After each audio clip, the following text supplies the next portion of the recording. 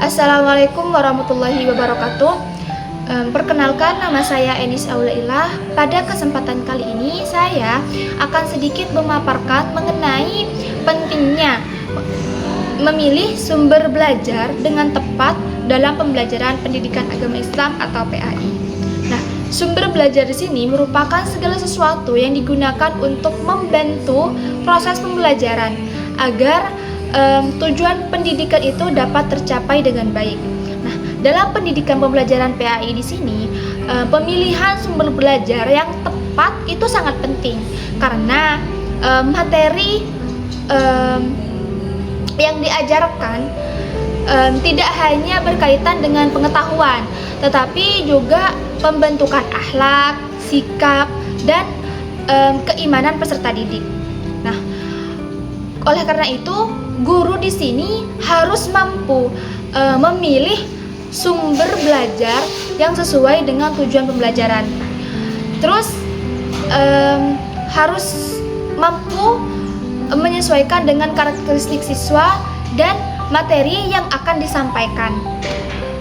Sumber belajar yang tepat di sini dapat membuat siswa itu lebih mudah memahami materi, terus lebih aktif dalam belajar serta mampu menerapkan nilai-nilai Islam dalam kehidupan sehari-hari. Nah, beberapa hal yang perlu diperhatikan dalam memilih sumber pembelajaran PAI di sini antara lain yang pertama itu ada harus sesuai dengan tujuan pembelajaran, di mana sumber belajar di sini harus mendukung tercapainya kompetensi dan tujuan pembelajaran yang telah ditentukan. Nah, terus yang kedua itu ada harus sesuai dengan materi PAI.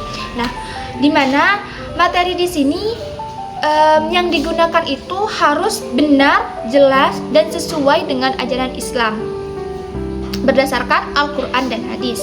Nah, yang ketiga itu menyesuaikan karakteristik peserta didik.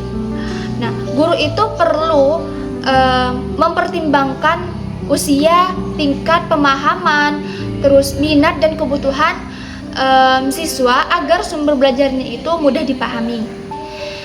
Nah, yang keempat itu ada menarik dan mudah digunakan, di mana sumber belajar di sini harus menarik, harus yang menarik seperti video, terus gambar atau media digital yang dapat meningkatkan motivasi belajar siswa. Nah, terus yang kelima itu harus memiliki nilai edukatif dan islami. Nah, sumber belajar di sini harus mengandung nilai-nilai positif yang dapat membentuk akhlak dan juga karakter peserta didik. Nah, dan yang terakhir itu mudah diakses, di mana guru di sini itu sebaiknya memilih sumber belajar yang mudah diperoleh dan digunakan baik di sekolah maupun di luar sekolah ataupun lingkungan sekitar.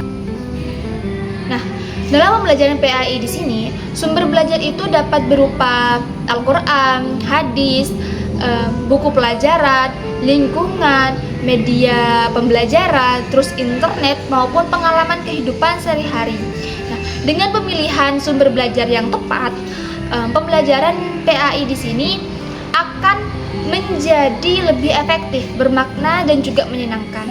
Nah, jadi dari semua yang saya paparkan tadi dapat disimpulkan bahwasanya memilih sumber belajar dengan tepat itu merupakan langkah penting dan dalam keberhasilan pembelajaran PAI, di mana guru itu harus bijak dalam menentukan sumber belajar agar siswanya itu tidak hanya memahami materi, tetapi juga mampu mengamalkan ajaran Islam dengan kehidupan sehari-hari.